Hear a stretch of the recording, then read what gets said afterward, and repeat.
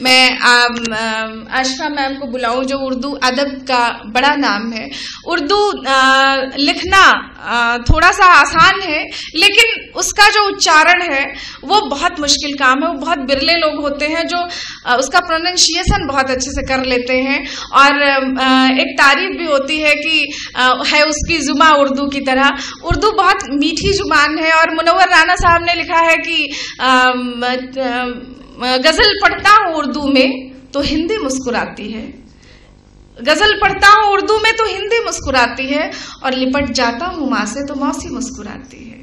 تو یہ ہندی اردو کا یہ گنگا جمنی تہذیب کا ایک کارکرم ہے جس میں ہمارا یہ سوبھاگیہ ہے کہ ہمارے بیچ میں عاشقہ میم ہے. عاشقہ میم آپ کا بہت سواگت ہے. آپ اپنی کچھ غزل اپنے کچھ چند اشعار پیش کریں. بسم اللہ الرحمن الرحیم.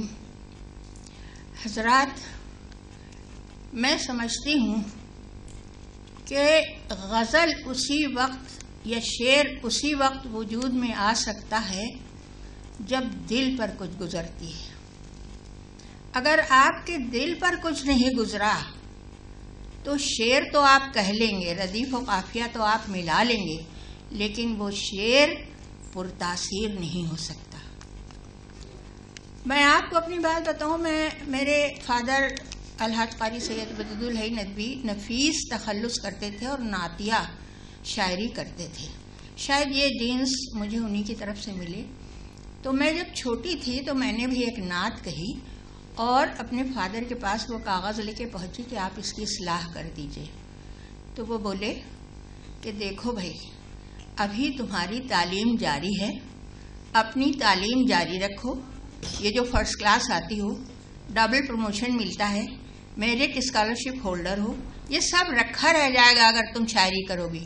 کیونکہ میں جانتا ہوں کہ ردیف و قافیہ کے چکر میں پڑھ کر انسان بالکل بھول جاتا ہے دنیا کو اور وہ اسی چکر میں کھویا رہتا ہے. اس لیے آپ شاعری نہ کریں برائے مہربانی، اور جب آپ کی تعلیم ختم ہو جائے تب آپ شعر و شاعری کا ذوق فرمائیے گا. ان کا یہ کہنا کہ جیسے پٹھار سا آ گیا، پھر میں نے کوئی شعر ویر نہیں کہا. انٹرمیڈیٹ میں ابھی میں آئی تھی کہ میری شادی ہو گئی. میرے شوہر سید اعزاز رضوی جو بعد کو منسٹر بھی ہوئے، بہت اچھے تھے، اس میں کوئی شک نہیں. میں ہر لڑکی کے لیے دعا کرتی ہوں کہ خدا کرے اسے اعزاز رضوی جیسا شوہر حاصل ہو. بے حد انہوں نے مجھے فریڈم دے رکھی تھی ہر جگہ جانے آنے کی، سب کچھ، لیکن پھر بھی میں نے شاعری نہیں کی. جب ان کا انتقال ہو گیا تو میرے سر سے بالکل آسمان جیسے ہٹ گیا. لیکن اس کے بعد میری بیٹی، لائق و فائق بیٹی ڈاکٹر شیما رضوی نے مجھے بہت سنبھالا. اللہ کا کرنا ایسا ہوا کہ وہ بھی بہت جلد مجھ سے رخصت ہو گئی، اور اب تو جیسے میرے لیے دنیا اندھیر ہو گئی.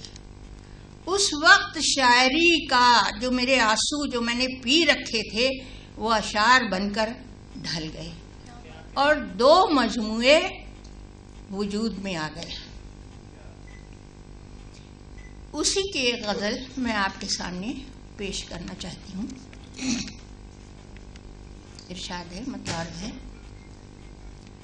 اے میرے دل بتا خواب بنتا ہے کیوں، اے میرے دل بتا خواب بنتا ہے کیوں، ٹوٹنا ان کی فطرت ہے روتا ہے کیوں، ٹوٹنا ان کی فطرت ہے روتا ہے کیوں، یہ تو دنیا ہے یا دل لگاتا ہے کیوں،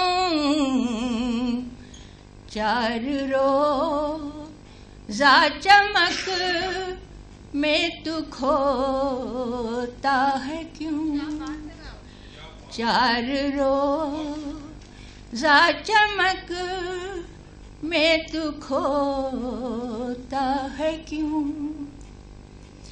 یا کہ رونق یہیں چھوٹ جائے گی سن،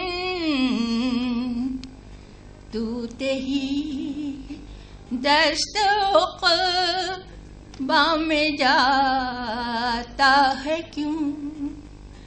تو تہی دست عقبا میں جاتا ہے کیوں؟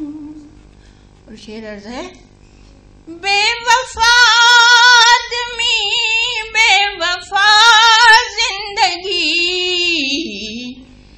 جانتا ہے اگر دل لگاتا ہے کیوں؟ جانتا ہے اگر دل لگاتا ہے کیوں؟ اور گردشیں زندگی گردشیں ہے حقیقت یہی دل کھپاتا ہے کیوں؟ ہے حقیقت یہی دل کھپاتا ہے کیوں؟ اور شعر ہے کہ وہ جدا کیا ہوئے زندگی بھی گئی، آنسوؤں کی جگہ خون بہاتا ہے کیوں؟ آنسوؤں کی جگہ خون بہاتا ہے کیوں؟ دل تو لے گیا جسم بے جان ہے، بن تیرے دل میرا پھر دھڑکتا ہے کیوں؟ بن تیرے دل میرا پھر دھڑکتا ہے کیوں؟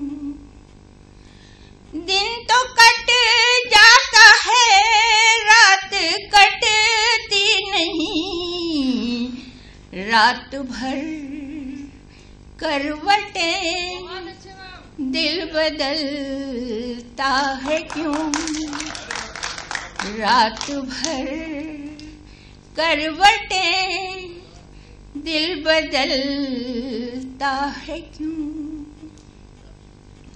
اور شعر عرض ہے کہ دور رہ کر بھی جب تو میرے پاس ہے، تجھ کو پانے کو دل پھر مچلتا ہے کیوں؟